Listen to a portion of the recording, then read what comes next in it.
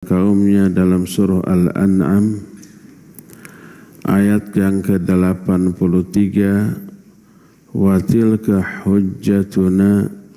Di ayat ini kita mengetahui bahwa ilmu yang menjadi hujjah atau argumentasi dalam mengalahkan argumentasi lawan-lawan menjadi penyebab diangkatnya derajat orang itu.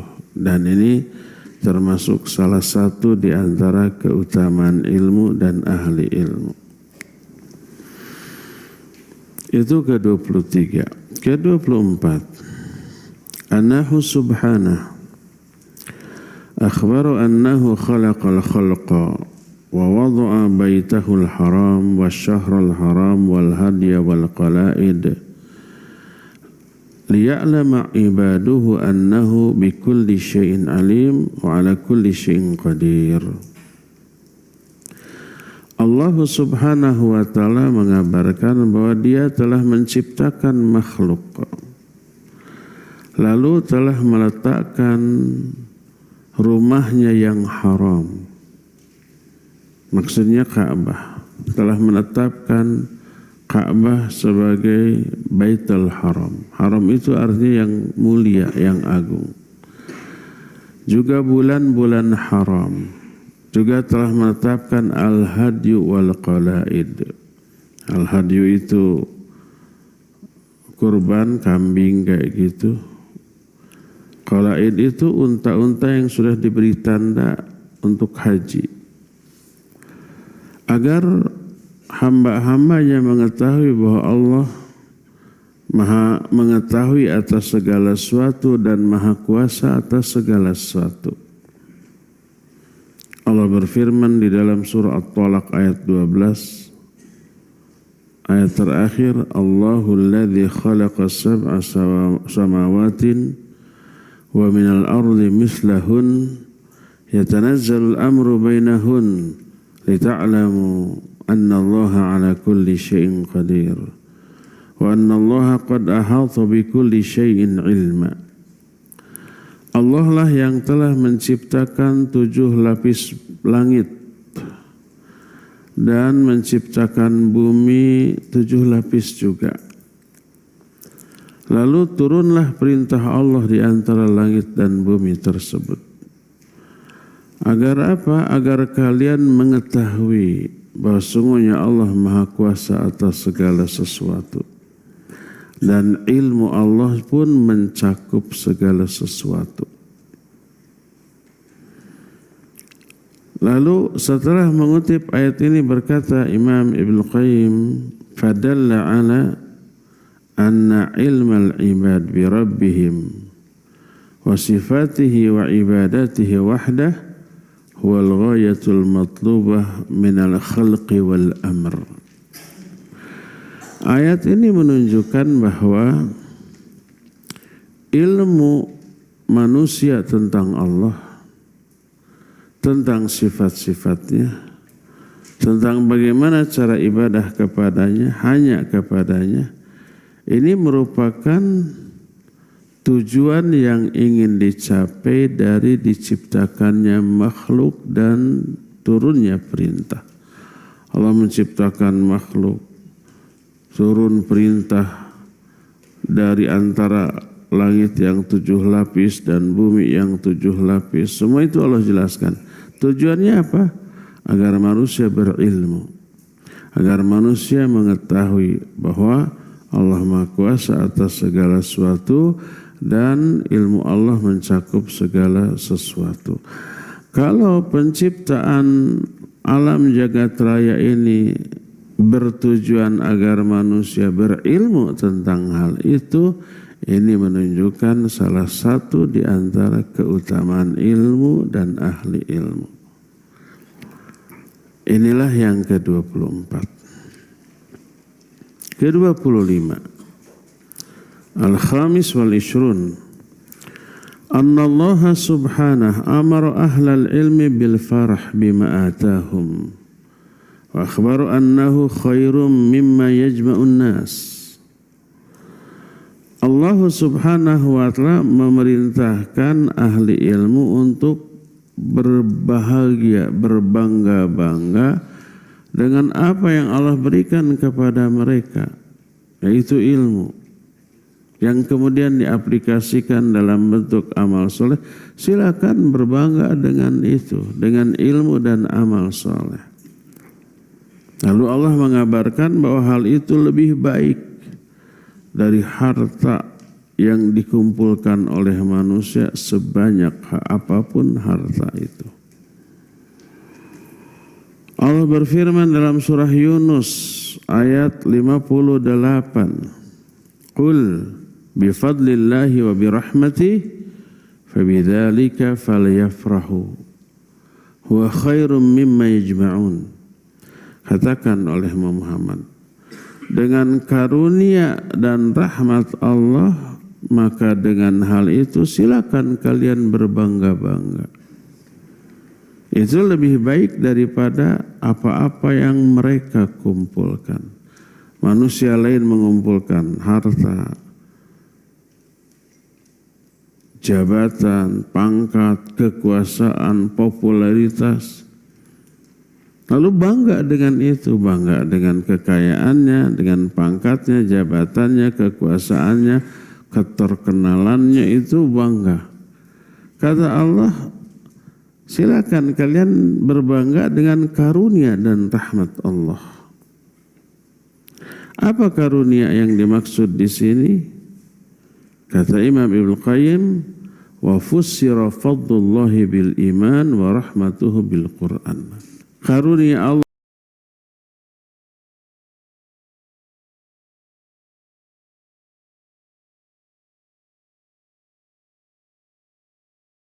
isinya.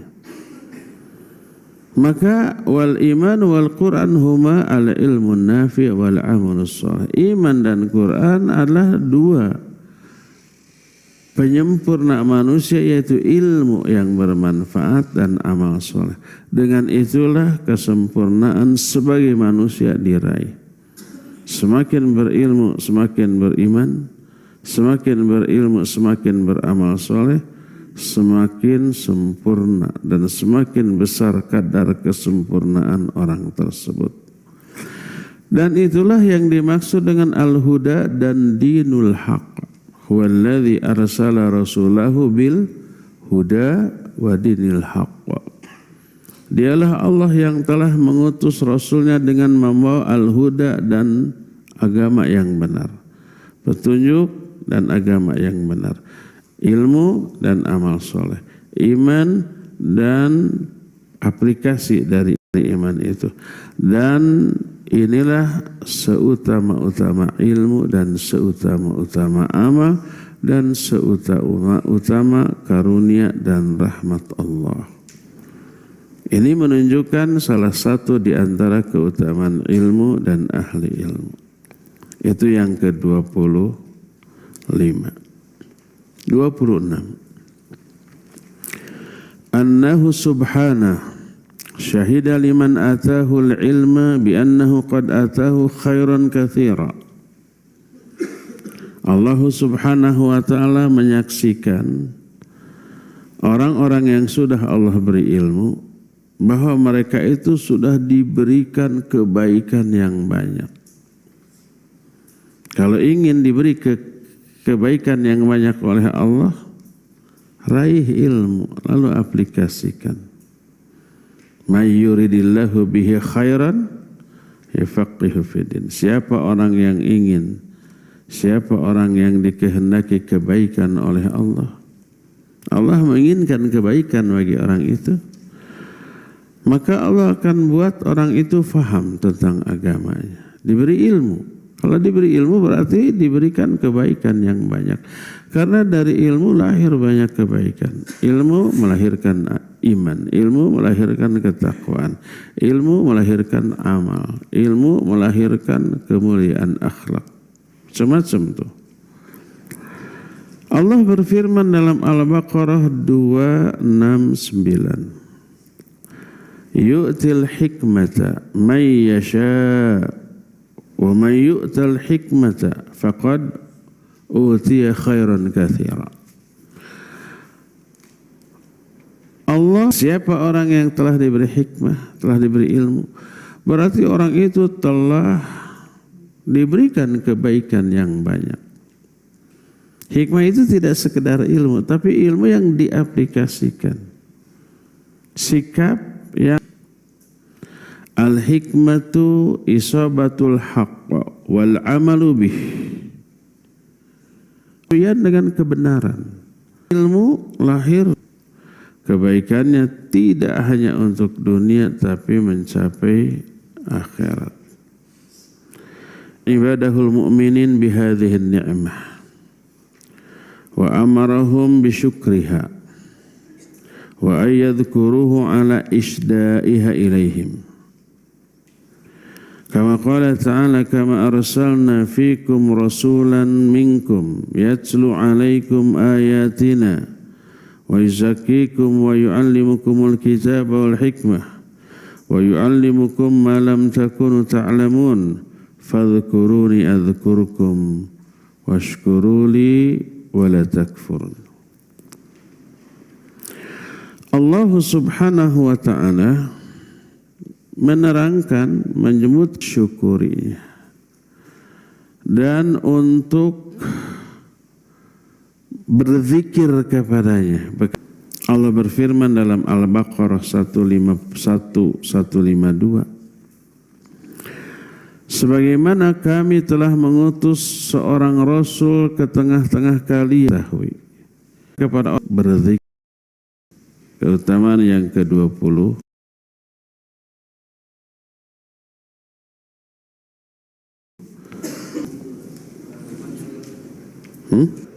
mana kepada Rasulnya alaihi salatu wassalam. Banyak nikmat gak kehitung, dan menjadikan nikmat yang paling agung adalah Allah berikan kepadanya kitab dan hikmah dan mengajarkan kepadanya ilmu yang sebelumnya tidak diketahuinya. Itu di antara nikmat yang paling agung. Banyak nikmat yang Allah berikan kepada Nabi SAW. Tapi yang paling agung adalah kitab, hikmah, dan ilmu. Hikmah itu kalau bersanding dengan kitab, makna hikmah di sana adalah sunnah. Sunnah ini penjelas Al-Quran. Dan sunnah ini juga wahyu. Wahyu yang matlu dan ghair matlu. Matlu itu yang dibacakan. Wahyu yang dibacakanlah Quran. Wahyu yang tidak dibacakan adalah hadis. Hadis juga wahyu. Maka berkata Rasul sallallahu alaihi wasallam, utitul kitab, utitul Quran wa mithlahu ma'ahu. Aku telah diberikan Al-Quran dan diberikan selain Quran yang semisal Quran. Kata Imam Syafi'i rahimahullah, maksudnya diberi hadis, sunnah. Semisal Al-Quran artinya wahyu. Semua perkataan Nabi SAW wahyu. Allah berfirman, wa ma yantiqu anil hawa in huwa illa wahyuha. Beliau tidak pernah berbicara dari hawa nafsu. Semua yang dibicarakannya adalah wahyu yang Allah berikan kepadanya. Jadi kalau ada ayat Allah telah memberikan kitab dan hikmah kepada Nabi SAW, artinya telah diberikan Al-Quran dan Sunnah. Sunnah sebagai penjelas. Allah berfirman, wa anzalallahu alaikal kitaba wal hikmah. Allah telah menurunkan kepadamu kitab dan hikmah, wa 'allamaka ma lam takun ta'lam, dan telah mengajarkan kepadamu ilmu-ilmu yang sebelumnya kamu tidak ketahui. Setelah itu Allah berfirman, wa kana fadlullahi 'alaika 'azima. Dan karunia Allah kepadamu berupa kitab dan hikmah adalah karunia yang sangat agung. Jadi setelah Allah memberikan banyak nikmat kepada Nabi SAW, Allah jelaskan nikmat teragung adalah ilmu, berupa kitab dan hikmah dan ilmu-ilmu yang apakah engkau akan menjadikan di muka bumi orang yang akan mengadakan kerusakan, yang akan menumpahkan darah, padahal kami selalu bertasbih memujimu dan mensucikanmu? Allah menjawab, aku lebih mengetahui apa-apa yang tidak kalian ketahui. Ada misteri yang tersembunyi. Kenapa malaikat tahu bahwa khalifah itu akan mengadakan pertumpahan darah? Padahal khalifahnya belum diciptakan, ya enggak? Adamnya belum, baru wacana, baru rencana. Tapi kok malaikat sudah tahu karakter khalifah itu nanti kayak begitu. Allah menjawab, aku mengetahui apa yang tidak kalian ketahui. Ada banyak penafsiran dari para ulama. Kenapa malaikat tahu karakter khalifah di muka bumi itu suka merusak, suka bunuh-bunuhan? Karena sebelum Adam ada khalifah lain yang hidup di muka bumi. Karakternya kayak gitu. Bercermin kepada pengalaman khalifah terdahulu, maka dikhawatirkan khalifah nantiku kayak begitu. Nah, khalifah di muka bumi saat itu bangsa jin.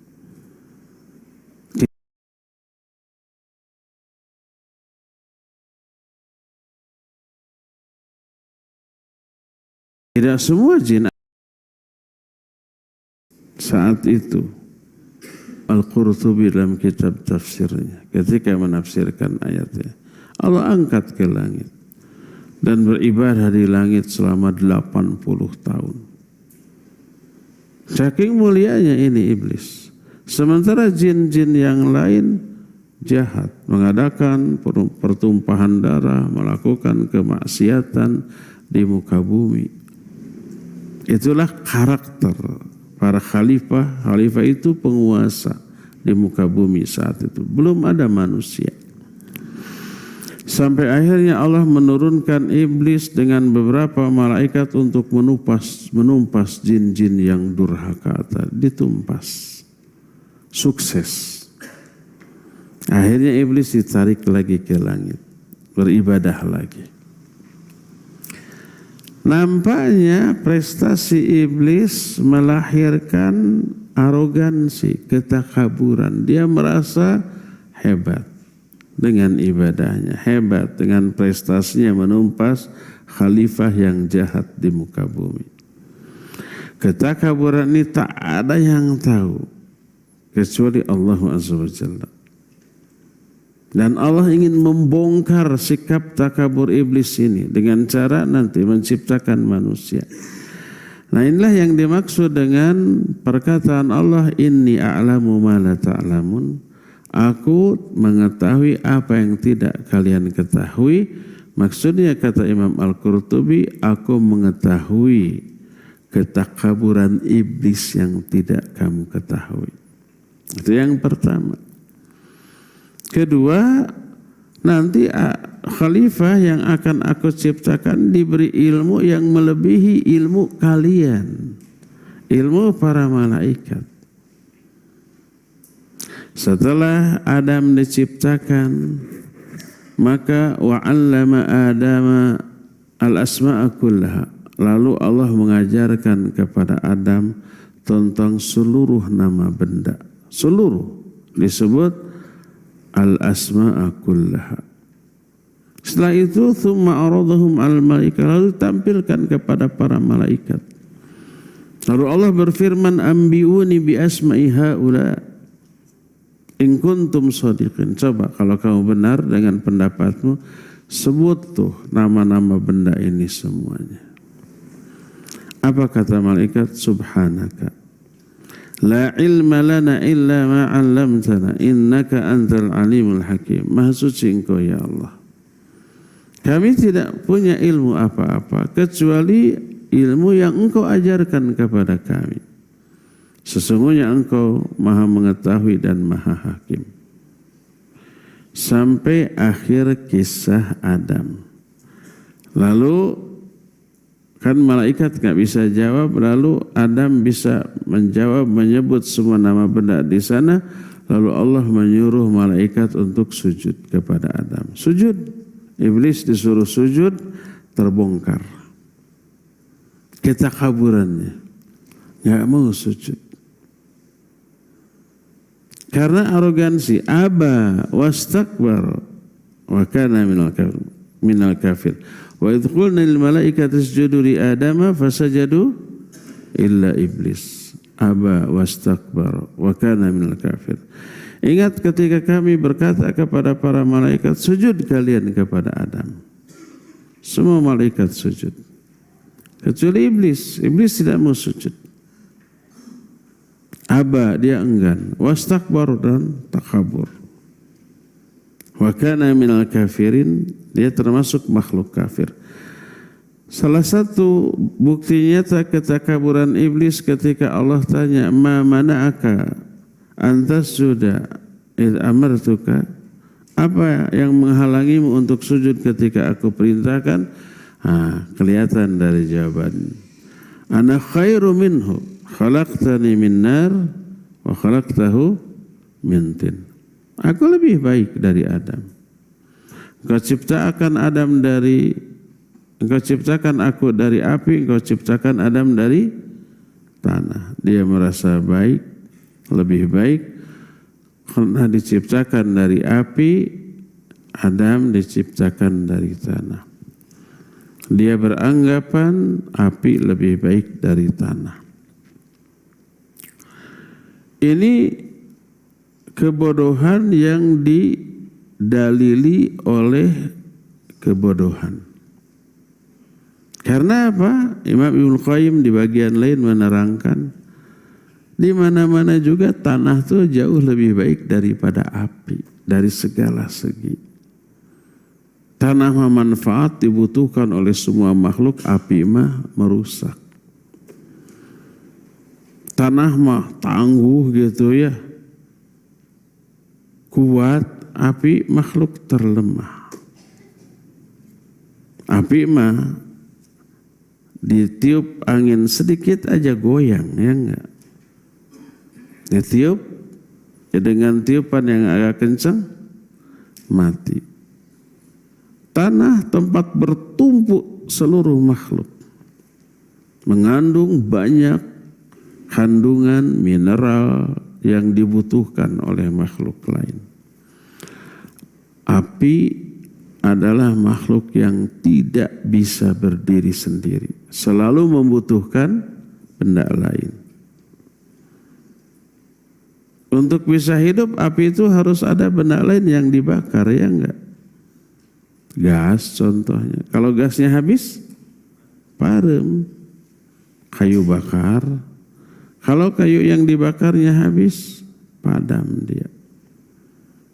Untuk mematikan api mudah, pisahkan dia dari korbannya, dari benda lain, mati sendiri. Jadi tanah jauh lebih baik daripada api. Api itu lebih buruk daripada tanah.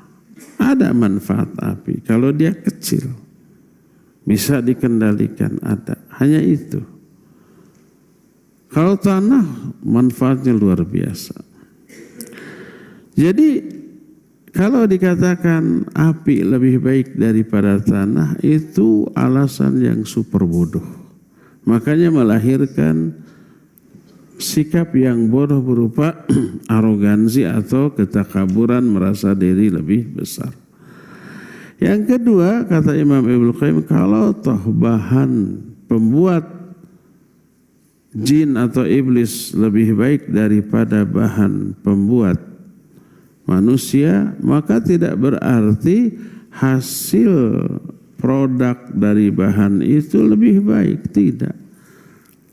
Ada bahannya baik, tapi produk yang dilahirkan dari bahan itu tidak sebaik bahan lain yang jelek, lalu hasil produknya bisa lebih bagus.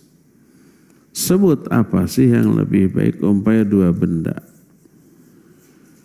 Umpamanya tepung, gula, telur, susu diaduk jadi satu.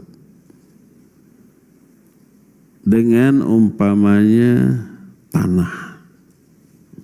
Mana yang lebih baik, tanah atau adonan kue? Adonan kue lebih manfaat bagi tubuh, enak rasanya. Akhirnya adonan ini setelah diproses berubah, hasil produknya, hasil akhirnya berupa makanan. Adapun tanah diolah bisa menjadi bangunan rumah. Coba sodorkan, mending kue, mending rumah. Mending rumah atau ya. Rumah lebih baik daripada kue. Padahal bahannya lebih baik bahan kue daripada bahan rumah. Bahan rumah mah kalalotornya tanah, pasir, semen gitu ya, diaduk-aduk kayak gitu. Orang jijik melihatnya, apalagi biasanya yang begitu tuannya, si pemilik proyeknya nggak mau kotor-kotoran menyentuh. Biarkan orang bayarannya yang kotor, yang capek, yang berlelah-lelah. Tapi hasil produk yang bahannya dari tanah lebih baik daripada adonan kue tadi, dan banyak lagi ya. Ini kisah sampai akhir kita bisa baca, ada dalam surah Al-Baqarah, ada dalam surah Al-A'raf seperti yang tadi malam dibaca oleh imam tarawih kita, dan banyak surat lain yang memuat kisah tentang para malaikat, iblis dan Adam. Di dalam kisah ini banyak penjelasan yang berkaitan dengan ilmu dan keutamaannya. Makanya diberi judul oleh Imam Ibnu Qayyim, wa bayanu fadlil ilmi min hadhil qissah min wujuh. Penjelasan tentang keutamaan ilmu dalam kisah ini ada beberapa aspek, beberapa poin. Pertama, annahu subhanahu radda 'alal malaikati lima sa'alu kaifa yuj'alu fil ardi man hum atwa'u lahu min. Faqala inni a'lamu ma la ta'lamun fa ajaba su'alahu bi annahu ya'lamu min bawatinil umur wa haqa'iqiha ma la ya'lamunahu wa huwal alimul hakim. فظهر من هذا الخليفة من خيار خلقه ورسله وأنبيائه وصالح عباده والشهداء والصديقين والعلماء وطبقات أهل العلم والإيمان من هو خير من الملائكة وظهر من إبليس من هو شر العالمين فأخرج سبحانه هذا وهذا wal malaikatu lam yakun laha ilmun la bihadza wala bihadza wala bima fi khalqi Adam wa iskanihil ard minal hikamil bahirah. Pertama, Allah Subhanahu wa ta'ala membantah malaikat ketika malaikat mempertanyakan rencana Allah. Kenapa akan diciptakan di muka bumi ini makhluk yang para malaikat itu lebih taat daripada makhluk itu gitu. Allah menjawab, aku lebih tahu, aku mengetahui apa yang tidak kalian ketahui. Allah menjawab pertanyaan mereka bahwa Allah tahu aspek batin dan hakikat dari seluruh urusan yang tidak diketahui oleh para malaikat. Allah itu maha alim dan maha hakim. Lalu muncullah dari khalifah ini makhluk terbaik, rasul terbaik, para nabi, hamba-hamba soleh, para syuhada, para siddiqin, para ulama. Dan level para ahli ilmu dan iman ada yang lebih baik daripada para malaikat. Kita hari hari Senin subuh membahas kitab tentang alam para malaikat yang mulia. Kita beri judul mengembara ke alam para malaikat yang mulia. Nah, di kitab itu ada satu penjelasan, ada satu pembahasan siapa yang lebih baik, malaikat atau manusia. Kenapa perlu nggak dibahas? Syekhul Islam Ibn Taimiyah menyatakan tadinya saya tidak memandang perlu membahas siapa yang lebih utama, manusia atau malaikat. Tapi setelah saya menelaah ternyata para sahabat, para generasi salafus saleh, sahabat, para ulama tabi'in ternyata membahasnya. Maka saya pun membahasnya. Lalu dirinci, mana yang lebih baik, malaikat ataukah manusia? Dirinci itu. Kalau para malaikat dibanding manusia durhaka, yang kafir, yang musyrik, yang durhaka, tentu saja para malaikat lebih baik daripada manusia. Tapi kalau manusia itu dibanding orang-orang solehnya, apalagi para nabinya, orang-orang soleh, para siddiqin, para syuhada, manusia yang soleh lebih utama, lebih baik daripada para malaikat. Kenapa? Bukankah malaikat tidak pernah maksiat? Bukankah malaikat itu ibadahnya tidak bisa ditandingi oleh manusia? Ada yang sejak diciptakan sampai nanti kiamat sujud terus. Tidak cangkel-cangkel, tidak pegal-pegal, ya. Kalau manusia sesoleh apapun pasti ada salahnya. Tidak ada manusia yang maksum selain para nabi. Para nabi yang maksum juga pernah terjerumus ke dalam beberapa kesalahan.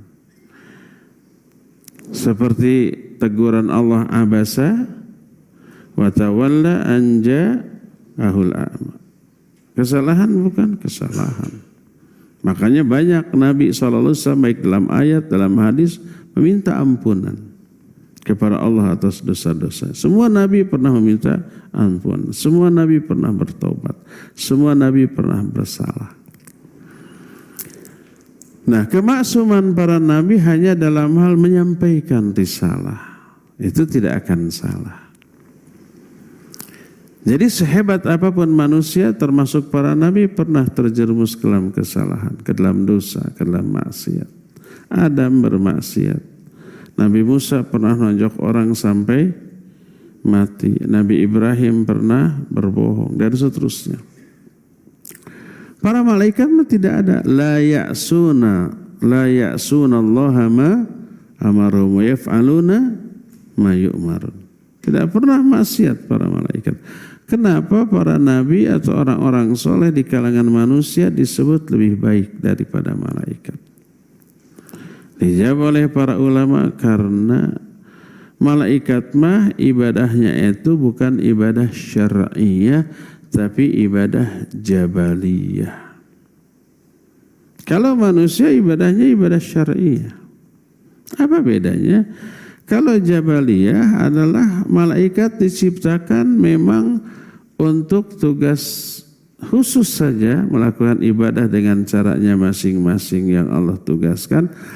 Tidak diberi keinginan dan kemampuan untuk menolak. Dan tidak diberi kelemahan di dalam melakukannya. Tidak ada yang menggoda oleh iblis, tidak. Jadi selama apapun malaikat ibadah tidak cangkel, tidak capek, tidak begal, pokoknya tidak ada godaan. Yang ada adalah hidayah yang Allah berikan dalam bentuk keinginan dan kemampuan maksimal untuk melakukan ibadah tanpa godaan, ya mereka begitu pantas. Karena ibadah mereka ibadah jabaliyah, maka mereka tidak dibalas dengan surga di akhirat. Adapun manusia diperintahkan ibadah, tapi ibadah syar'iyah, ibadah yang memang Allah syariatkan. Dan manusia diberi keinginan dan kemampuan untuk menolak. Diberikan kelemahan di dalam melakukan ibadah tersebut. Kita mah nggak bisa sujud lewat 10-15 menit. Sujud terus 15 menit.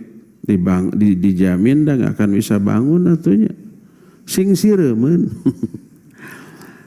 Pegel, baal, akhirnya kaku ya.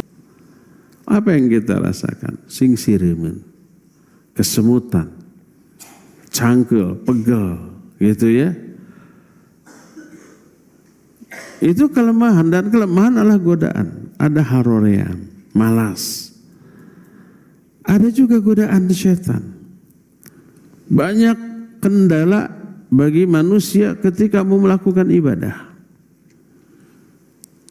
Jadi apabila ada manusia yang tetap ibadah, walaupun banyak godaan, gangguan, kendala, halangan, tetap dia mampu ibadah dengan baik, ini hebat, ini prestasi yang luar biasa. Ini yang diapresiasi.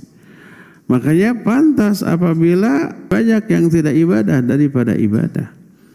Di kalangan yang ibadah, banyak yang ibadahnya asal-asalan ala kadarnya daripada yang sungguh-sungguh. Kan gitu ya. Jadi kalau sebuah kebaikan tetap dilakukan, walaupun banyak halangan, banyak kendala, ini prestasi yang luar biasa. Tapi kalau kebaikan tidak ada halangan, malah disupport, ketika diraih itu seperti nggak ada nilai. Saya berikan contoh. Rata-rata di antara kita senang main bola. Saya juga waktu muda senang, tapi nggak bisa. Tapi senang tetap ya. Coba kalau kita main bola, bawa bola, dihadang oleh musuh, ya kita bisa gocek gitu ya, di sliding, kita bisa loncat menghindar gitu, dikepung kita bisa lolos sampai ke depan gawang, gol. Itu satu gol. Nilainya luar biasa. Orang yang ngegolin kan kayak orang gila ya enggak? Kadang joget, kadang berenang di lapangan, kadang setelah ngadapang berenang di lapangan teh kawan-kawan fruk gitu ya. Sampai pejet. Ada yang salto berkali-kali. Kalau itu dilakukan dalam kondisi normal tanpa apa-apa, orang menyebut gelo saja lemah. Tapi dalam kondisi itu dianggap wajar, ya enggak? Kenapa? Orang semua bersorak sampai orang tua. Selebrasinya itu seperti orang gila juga, padahal dia enggak ikut main, hanya nonton. Tapi mendukung kesebelasan itu atau mengidolakan pemain yang ngegolkan itu, kayak orang gila juga penontonnya. Kenapa satu gol itu berharga banget? Karena susah. Makanya 2 kali 90 menit paling 1-2 golnya ya. Jarang ada yang belasan, ada belasan sih. Tapi itu kalau lawannya tidak imbang. Cuma 1,5 jam, 2 kali, bukan 90 menit, 2 kali 45 menit ya. Tapi coba kalau kita main bola, kita bawa bola, kata lawan, mau kemana? Mau golin. Mangga, silakan. Yingkir semua. Sampai depan gawang, kata kiper mau golin ya, silakan. Los. Berharga nggak itu? Pelecehan. Kita seperti nggak dihargai ya itu rame gol. Itu gol seperti hinaan. Penonton gimana lihatnya? Bersorak? Iya bersorak tapi ngejek. Bukan bangga ya. Mungkin botol-botol pada dilempar tuh. Kenapa gol itu tidak berharga? Padahal sama-sama gol loh. Karena tidak ada halangan, tidak ada rintangan. Malah disupport. Malah semua lawan nyingkir. Mangga hadiah. Udah terhina tuh kitanya ya. Itu berlaku untuk semua main bola. Semua olahraga, badminton gitu ya. Satu saja kalau lawannya tangguh, wah susahnya bukan main, 1 poin ya. Di smash masih bisa ditahan, di lob di belakang masih bisa juga, digocek masih, wah susah sampai ngoprot, sampai ngos-ngosan. Pas lawannya umpamanya tidak bisa mengembalikan bola, gitu, wah sorak orang-orang. Kita juga bangga, yes sampai begini kan. Si pemain tuh sampai pas lawannya nggak bisa lagi mau, yes gitu. Tapi coba kalau kita serven, plek, dibiarin, tek, gol 1. Sampai 15. Dulu mah 15 nih. Ada pindah bola segala macam, sekarang udah dirubah kayak pingpong dulunya. Running point disebutnya itu. Setiap kita mukul bola dibiarkan, tak bagus. Itu masa menit kayak beres. Bangga nggak kita? Pelecehan, merasa tidak dianggap. Jadi prestasi yang diraih setelah mengarungi banyak rintangan dan halangan itu bernilai luar biasa. Makanya manusia-manusia soleh dianggap lebih utama daripada para malaikat. Karena malaikat ibadahnya tanpa halangan, tanpa godaan, tanpa rintangan. Makanya tidak diberikan surga di akhirat. Adapun manusia setelah dirintangi, dihalangi, digoda oleh berbagai macam godaan, masih tetap bisa ibadah dengan baik, diberikan pahala luar biasa, diberi surga. Akhir kehidupan manusia soleh di surga, akhir kehidupan para malaikat tidak sebahagia dan seutama manusia-manusia soleh tadi. Makanya itulah yang dijadikan alasan kenapa manusia-manusia soleh lebih utama. Seperti Imam Ibnu Qayyim di sini menyatakan, ya, wa tabaqati ahli ilmi wal iman man huwa khairun minal malaikah. Dan level para ulama, ahli ilmu dan ahli iman ada yang lebih baik daripada para malaikat. Yaitu dari kalangan para nabinya, para rasulnya, para syuhada, para solihin, para ulama. Itu hikmah yang tidak diketahui oleh para malaikat dari penciptaan Adam. Terus, wa dhahara man iblis wa man huwa syarrul alamin. Dari kisah ini juga diketahui hakikat iblis yang sebenarnya. Awalnya ahli ibadah. Sampai Imam Al-Qurtubi menyebut selama 80.000 tahun di langit ibadah dengan hebat. Tapi nggak ada yang tahu keburukan yang tersimpan di dalam hatinya berupa ketakaburan. Jadi Allah bongkar rahasia ketakaburan iblis ini sehingga dia menjadi makhluk yang terburuk. Malaikat tidak mengetahui semua hikmah itu. Tidak mengetahui hikmah di balik penciptaan manusia, di balik ibadah yang dilakukan oleh iblis,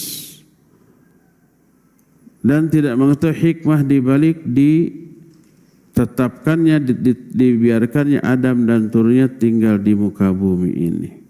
Allah tahu. Dan ini menunjukkan keutamaan ilmu dibanding yang tidak berilmu.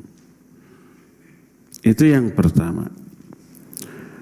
Penjelasan kedua tentang keutamaan ilmu di balik kisah ini adalah annahu subhanahu lamma arada idhara tafdili Adam wa tamyizihi wa fadlihi mayyazahu alaihim bil ilm. Fa'allamahu al-asma'a kullaha thumma aradahum 'ala al-malaikah. Sesungguhnya Allah Subhanahu wa taala ketika ingin menampakkan kelebihan Adam, keistimewaan, keutamaan Adam dibanding malaikat, Allah istimewakan Adam dengan ilmu. Allah ajarkan nama setiap benda semuanya. Di sini disebut kullaha, semua benda. Kemudian disodorkan kepada para malaikat. Lalu Allah berfirman, ambiuni bi asma'i haula in kuntum shadiqin. Coba beritahukan kepadaku nama semua benda ini kalau kalian benar. Di dalam tafsir, para malaikat itu berkata, la yakhluqa rabbuna khalqan huwa akramu alaihi minna. Fadhannu annahum khairun wa afdalu minal khalifati alladhi yaj'aluhu Allahu fil ard.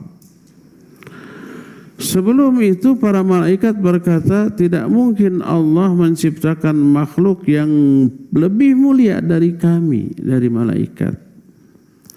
Para malaikat menyangka mereka lebih baik, lebih utama daripada khalifah yang nanti Allah akan ciptakan di muka bumi.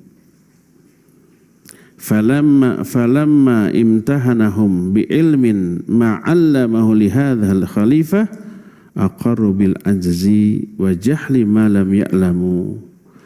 Ketika Allah menguji mereka dengan ilmu-ilmu yang telah Allah ajarkan kepada khalifah ini, tapi ilmu ini tidak diajarkan kepada malaikat, mereka mengakui kelemahan dan kebodohan dari apa yang tidak mereka ketahui. Lalu mereka mengatakan, subhanaka la ilma lana illa ma 'allamtana innaka antal alimul hakim. Maha suci Engkau ya Allah, kami tidak punya ilmu apa-apa selain yang Engkau ajarkan kepada kami. Engkau Maha mengetahui dan Maha hakim. Fahina idzin adhhara lahum fadla Adam bima khassahu bihi minal ilm. Ketika itu nampaklah bagi mereka keutamaan Adam yang keutamaan dikhususkan karena ilmu. Maka setelah itu Allah berfirman, ya Adamu ambihum bi asma'ihim. Falamma amba'ahum bi asma'ihim qala alam aqul lakum inni a'lamu ghaibas samawati wal ardh. Kata Allah, hai Adam, sekarang coba sebutkan oleh kamu semua nama-nama benda ini. Lalu oleh Adam disebutkan semuanya secara detail dan benar. Maka Allah menyatakan, bukankah aku telah katakan kepada kamu bahwa aku mengetahui perkara gaib baik di langit ataupun di bumi. Saat itulah para malaikat mengakui keutamaan Adam dibanding mereka.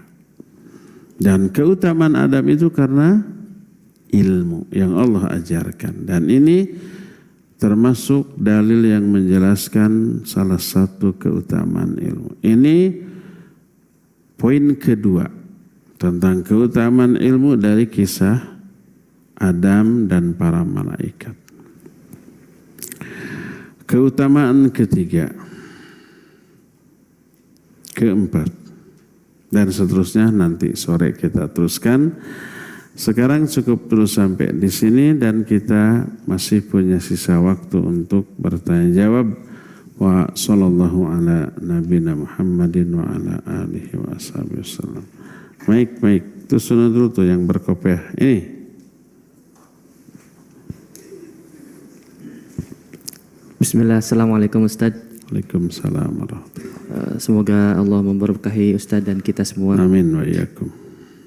Pertanyaannya, mengapa iblis itu masih merasa hasad ketika mendengar Adam akan dijadikan khalifah di muka bumi? Padahal dia sendiri kan sudah punya akses surga gitu Ustaz. Kalau kita, bukankah surga itu puncaknya kenikmatan gitu? Kenapa dia masih ada rasa hasad seperti itu? Terus apa hikmah yang bisa kita ambil dari kisah tersebut? Terima kasih Ustaz. Jazakumullah khair. Iya. Wa jazakallahu khair. Kenapa iblis iri kepada Adam? Jelas dari kisah tadi karena Adam dianggap lebih dimuliakan oleh Allah daripada para malaikat dan iblis. Padahal mereka senior, iblis itu senior dibanding Adam. Iblis kalangan jin lebih dahulu diciptakan daripada manusia, lebih senior. Dan iblis merasa punya jasa yang banyak, ibadah dan memberantas jin-jin yang jahat. Tapi kenapa Adam sebagai juniornya yang baru diciptakan sudah dianggap lebih dimuliakan? Dari sini muncul dengki iri. Berikutnya lebih kencang kebencian iblis kepada Adam dan turunannya karena dianggap Adamlah penyebab terusirnya dia dari surga. Makanya dia berusaha untuk mengeluarkan juga Adam dari surga dan berhasil. Nah, akhirnya berlanjut. Itu awal permusuhan antara manusia dengan setan. Bermula dari peristiwa itu. Dan permusuhan ini tidak akan ada akhirnya sampai hari akhirat. Di akhirat pun tetap berantem antara manusia dengan iblis dan turunannya dengan setan, ya. Itu penyebabnya. Dan ingat, dari salah satu hikmah dari kisah ini adalah bahwa iri dengki bisa menghilangkan seluruh kenikmatan yang pernah diraih. Iblis itu sudah enak, tapi karena iri dengki semua kenikmatan yang pernah dia nikmati itu hilang, berganti dengan laknat, dengan penderitaan, dengan azab, ya. Itu salah satu di antara hikmahnya. Wallahu a'lam.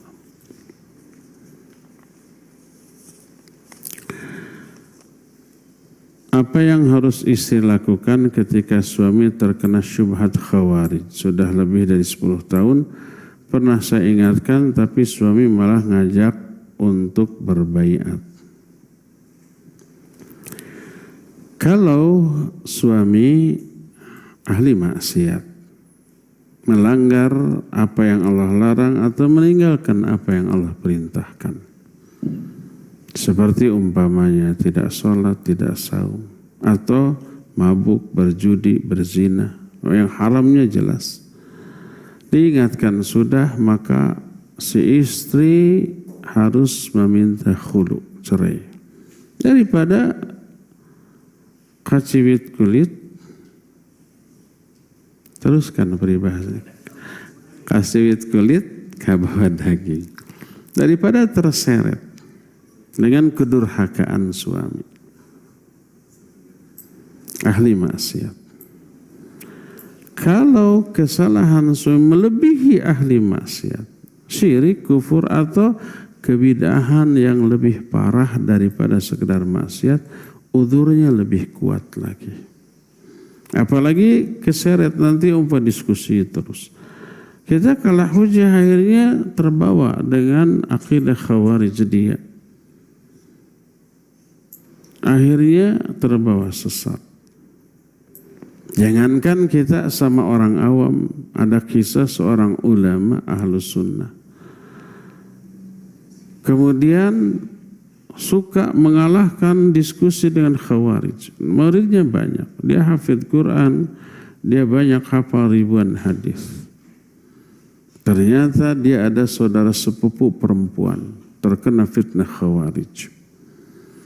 Dia ingin menyelamatkannya karena perempuan nggak bisa dengan cara lain kecuali dengan dinikahi. Setelah dinikahi nanti diajak, dibimbing pelan-pelan untuk meninggalkan akidah khawarijnya, menjadi ahli sunnah. Dinikahilah.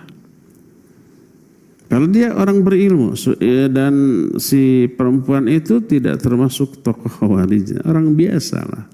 Apa yang terjadi? Setelah menikah dia lebih khawarij daripada istrinya. Maka para ulama menyatakan hati-hati dengan siapa kalian berkawan. Karena hati lemah, syubhat menyambar. Ini orang berilmu melawan orang awam, terkena syubhat. Sampai lebih khawarij daripada istrinya. Bagaimana kalau selevel atau kita di bawah, lebih mudah. Maka apabila dikhawatirkan terkena syubhat, sehingga sama sesatnya dengan pasangannya, ini menjadi udzur syar'i untuk meminta khulu atau meminta cerai setelah didakwahi. Wallahu a'lam bissawab. Ada lagi bapak-bapak? Iya. Bismillah, Assalamualaikum warahmatullahi wabarakatuh. Waalaikumsalam warahmatullahi wabarakatuh. Barakallahu fikum Ustadz dan keluarga.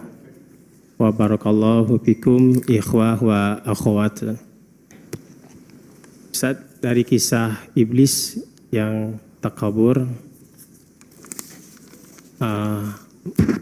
kami sebagai para thalabul ilmi seringkali tersambar dengan godaan bisikan-bisikan syaitan seperti ujub, takabur, bahkan mungkin kali terbesit dalam hati itu merendahkan orang lain dalam artian merasa kita lebih berilmu gitu Ustaz. Seringkali itu terbisik dalam hati Ustaz. Nah, kami memohon nasihat sekaligus asyifa bagaimana cara membersihkan hati tersebut dan menjaganya Ustaz. Jazakallahu khairan wa barakallahu fikum Ustaz. Assalamualaikum warahmatullahi wabarakatuh. Jazakallahu khairan. Wa fika barakallah. Waalaikumsalam warahmatullahi wabarakatuh. Iya. Jawabannya satu kata. Susah.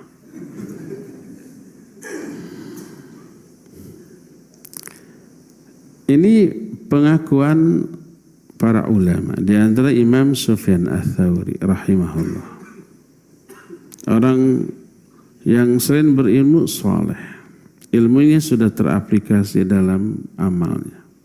Beliau menyatakan, ma'alajtu syai'an asyadda alayya min niyyati. Aku tidak pernah merasakan tidak ada yang lebih sulit yang aku rasakan dibanding mengobati meluruskan niatku. Kalau orang selevel beliau saja mengakui begitu, apalagi level kita. Memang susah menghilangkan takabur, ujub, riya, sum'ah dan yang sejenisnya.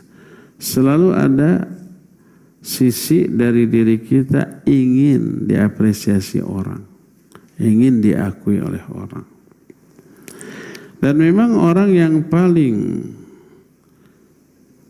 riskan terkena penyakit hati ini adalah orang yang memiliki kelebihan dalam hal apapun dibanding umumnya orang.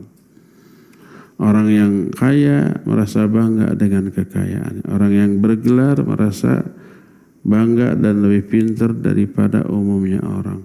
Orang ahli ibadah merasa lebih soleh daripada yang lainnya. Orang yang berilmu merasa lebih pintar daripada umumnya. Dan seterusnya. Sisi itu selalu ada dan selalu ingin ada ungkapan lisan atau tulisan tersurat atau tersirat pengakuan orang akan kelebihan kita. Kalau ada ungkapan itu bangga. Kalau ada orang yang merendahkan, ngamuk. Kan gitu ya. Coba umpamanya kita pajang foto di media sosial. Foto itu kita banggakan. Karena kebanyakan orang tidak bisa melakukan seperti yang kita lakukan yang diabadikan dalam foto itu. Contoh umpamanya ketika haji umroh di depan Ka'bah, ceklek di foto ya. Kemudian dipajang di media sosial. Apa tujuan kita? Biar orang tahu.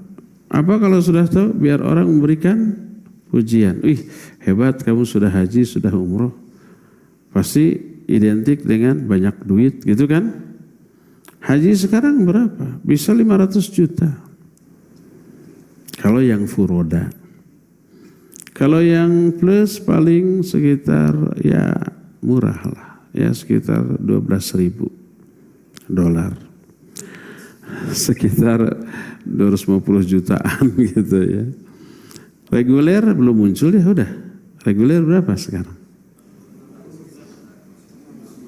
59-60 jutaan gitu. Eta teh ONH na loh. Belum segala macamnya tuh. Ya. Apalagi orang yang biasa hajat selama haji di rumahnya itu harus ada pengajian terus. Biaya pengajiannya 2 kali lipat daripada biaya hajinya, ya enggak? Konsumsi ya. Bayar ustadznya setiap malam terus. Proyek besar tuh. Jadi haji itu mahal. Ada kebanggaan dari sisi itu. Ada kebanggaan yang haji dianggap lebih soleh, lebih baik daripada yang belum haji. Kita pajang truk foto itu. Lihat komennya di bawah. Saya yakin melihat komennya sehari bisa puluhan kali. Setiap buka HP, lihat gambar tadi, lihat komennya. Lihat jempol berapa, jempol ke atas apa ke bawah. Kalau ada yang ke atas, senang siapa nih? Oh si fulan, si fulana. Kalau ada yang Masya Allah, tabarakallah, mudah-mudahan mabrur sing cepat laku gitu. Senang, Alhamdulillah. Tapi ada yang dasar ria, gitu siapa? Diblok langsung gitu. Komennya dihapus. Ya, berarti dia beramal karena orang. Karena ingin memperoleh penilaian, apresiasi, likes, komen yang positif dari orang. Bukan karena Allah lagi. Bukan murni 100% karena itu rusak. Jadi apa yang harus kita lakukan? Pertama, banyak-banyaklah berdoa kepada Allah agar Allah membersihkan hati kita, mengikhlaskan niat-niat kita, ya. Baca tuh umpamanya Allahumma inni ya Allahumma ati nafsi taqwaha wa zakkiha anta khairu man zakkaha anta waliyuha maulaha. Ya Allah, bersihkan atau sucikan, berikan kepada jiwaku ketakwaannya, bersihkan, sucikan jiwaku, karena Engkau sebaik-baik pensuci jiwa. Engkau lah pemilik dan pelindung jiwa ini. Banyaklah doa kayak gitu ya, mohon diikhlaskan dalam beramal beribadah. Itu yang pertama. Yang kedua,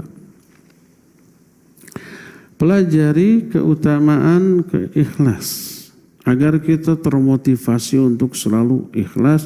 Kedua, sebaliknya pelajari buruknya ketidakikhlasan. Jadi setelah kita tahu efek buruk dari ketidakikhlasan itu melahirkan 4 kerugian minimalnya secara global ya, secara global. 4 keburukan-kerugian ini terungkap dalam satu ungkapan yang indah. Capek gawe, teka pake, bari jeung diteke, bikin bete. 4. Sudah capek berbuat, tidak dipahalai, malah diazab. Itu intinya. Dan orang yang riya dalam beramal termasuk salah satu penyebab api neraka kelak dinyalakan oleh Allah SWT. Pernah kan dengar hadis Abu Hurairah riwayat Imam Muslim? Inna awalun nas yuqda yaumal qiyamah thalatha. 3 golongan manusia yang pertama kali dihisab pada hari kiamat 3 orang. Orang yang mati syahid, ustadz atau ulama, dan orang hartawan tapi dermawan. Ini 3 orang hebat. Gak sembarang orang, jarang orang yang begini. Dipanggil mujahid, yang mati syahid. Limadha qutilta? Kenapa kamu terbunuh? Dia menjawab, qataltu fi sabilik hatta qutiltu. aku berperang di jalanmu sampai aku terbunuh. Allah menyatakan kadzabta, bohong kamu. Qatalta li ayyuqala annaka jari faqad qila dzalik. Kamu betul berperang, tapi perangmu itu disebabkan karena kamu ingin disebut pahlawan, jagoan gitu ya, pemberani kayak gitu, dan ucapan itu telah tertuju kepadamu. Lalu orang itu disuruh agar dilemparkan ke dalam api neraka. Kedua, ustaz, ulama. Allah bertanya, aku telah berikan banyak nikmat. Apa yang kamu lakukan dengan nikmat? Orang ini menjawab, ta'allamtul ilma wa 'allamtahu wa qara'tu fikal Qur'an. Selama hidup aku belajar mengajar dan aku membaca Al-Qur'an karena engkau. Allah katakan bohong. Ta'allamtul ilma li ayyuqala annaka 'alim faqad qila dzalik. Wa qara'tal Qur'an li ayyuqala annaka qari faqad qila dzalik. Kamu betul belajar ilmu, tapi agar kamu beken, agar kamu dikenal ahli ilmu, agar kamu dikenal dai sejuta ummahat, mubaligh terkenal, ya ustadz beken, dan ucapan itu telah tertuju kepadamu. Belum lagi dilemparkan ke dalam api neraka. Ketiga, orang yang punya harta dan habis hartanya diinfakkan, belawar lagi. Tadi mah belawang, ayat nama belawarnya sama maknanya. Lalu kata Nabi SAW kepada Abu Hurairah sambil menepuk-nepuk dada Abu Hurairah, mereka lahai Abu Hurairah orang-orang yang karena mereka api neraka pertama kali dinyalakan. Ngeri kan? Capek gawe, teka pakai, barijeng di teke, bete, kan gitu ya. Mengetahui ngerinya ketidakikhlasan, kita takut. Akhirnya berupaya menghindarkan diri. Lihat perkataan seorang ulama. Perkataan ini pernah saya bikin status. Coba aja buka lagi. Karena ada di IG, cari IG saya.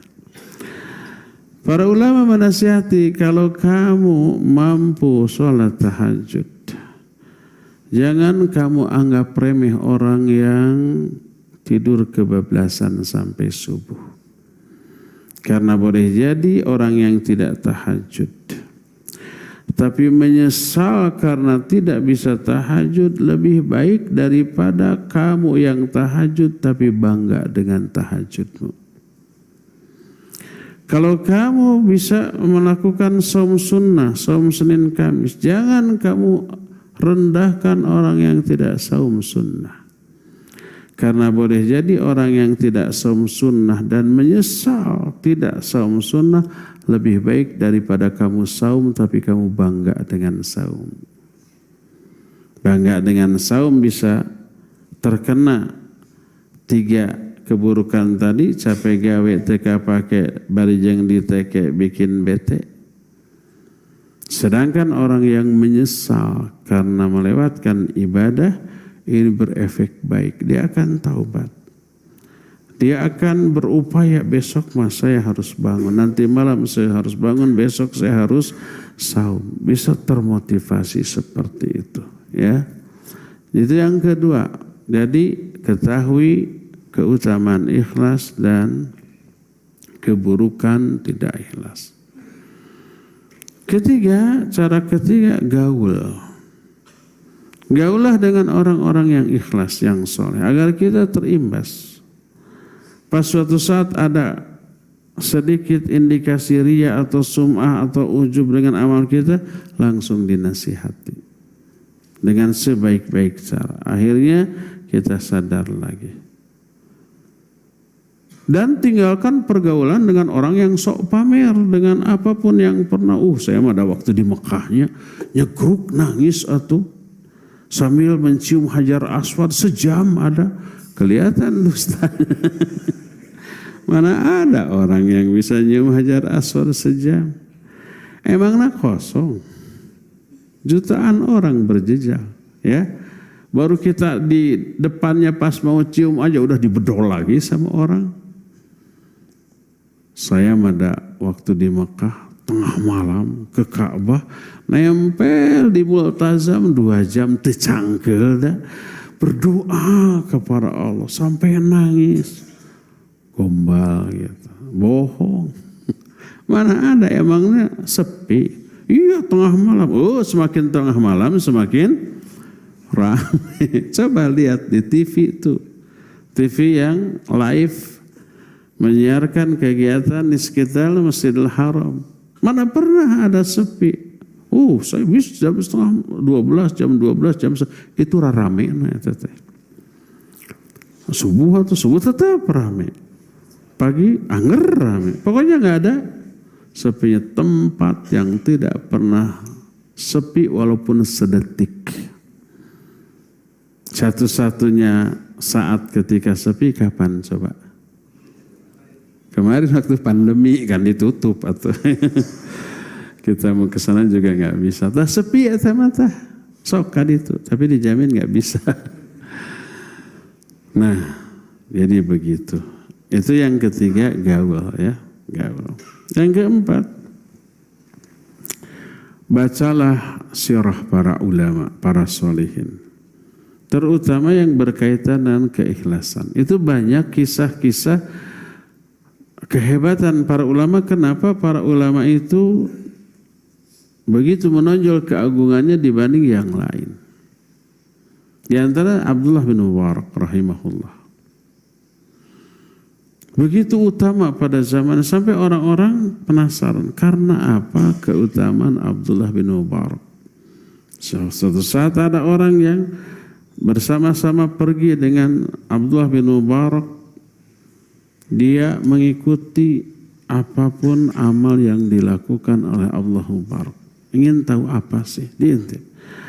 Malamnya tahajud, dia juga tahajud. Baca Quran sama baca Quran. Zikir sama zikir. Bisa terikuti semuanya. Jadi amalan yang dilakukan Abdullah bin Mubarak adalah amalan yang biasa saya lakukan juga. Tapi kenapa saya tidak dimuliakan oleh orang-orang seperti Abdullah bin Mubarak dimuliakan? Sampai suatu saat malam-malam makan bareng-bareng, ada lampu gitu ya.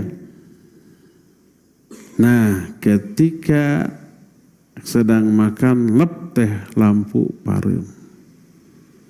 Gelap. Orang tidak bisa melihat apapun. Akhirnya tak lama kemudian braidai. Yang dipastikan itu bukan aliran. Karena bukan lampu listrik. Tapi apa ya, mungkin semacam obor gitu. Mungkin ketiup angin sampai padam. Ketika menyala, yang pertama kali aku lihat adalah Abdullah bin Mubarak. Ternyata apa yang dilakukan Abdullah bin Mubarak?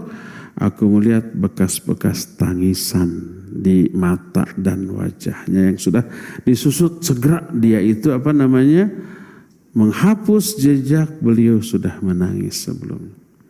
Oh ternyata yang beliau tampakkan di hadapan orang banyak adalah amalan yang biasa. Di luar sepengetahuan orang, itulah yang benar-benar ibadah yang sesungguhnya, yang tidak diketahui oleh orang lain.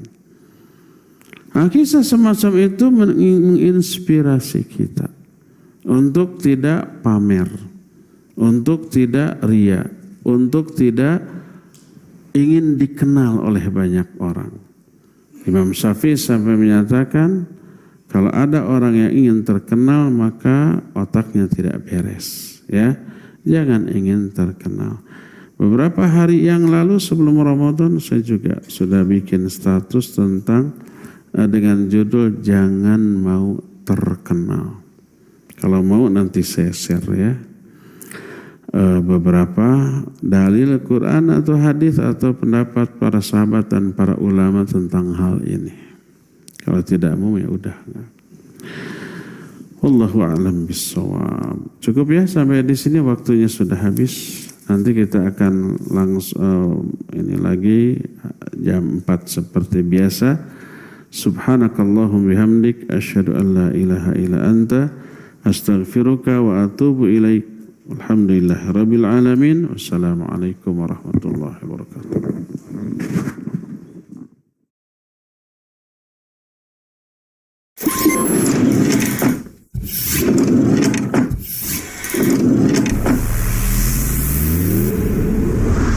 Tarbiyah Sunnah Channel.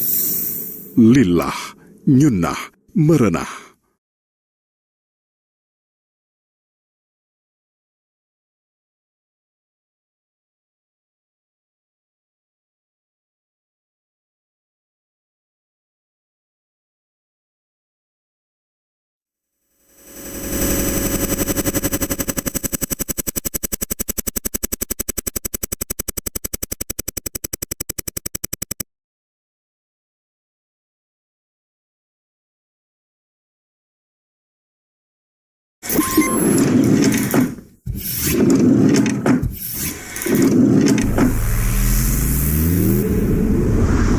Tarbiyah Sunnah Channel. Lillah, nyunnah, merenah.